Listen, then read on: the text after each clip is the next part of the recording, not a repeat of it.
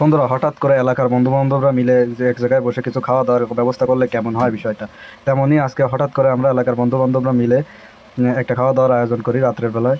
এই যে তারপর আমাদের একের পর এক কথা বলতেই থাকি আমরা, এক একজন এক একজনের মনোভাব প্রকাশ করতে থাকে। এই যে আমি চন্দন সরকার, আমি বলতে থাকি যে আমাদের এই খাবার দাবার বিষয়ে।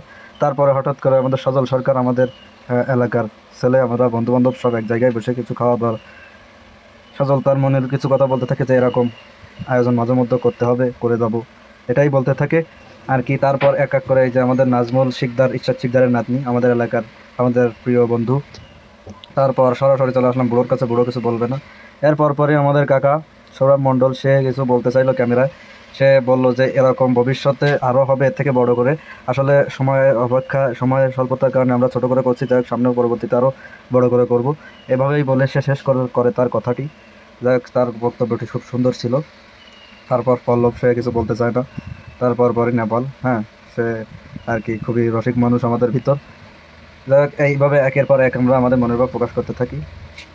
এরপর পরই চলে আসে এই যে আলামিন স্যার, আমাদের এডিটর। সে আমাদের গ্রুপে একটা পেজ আছে, সেই পেজের ভিডিও এডিট করে এবং সে খুব ভালো। যাই হোক, এমন ধরনের আয়োজন যদি ভালো লেগে থাকে অবশ্যই লাইক কমেন্ট করবেন এবং শেয়ার করবেন। সাথে থাকার জন্য ধন্যবাদ।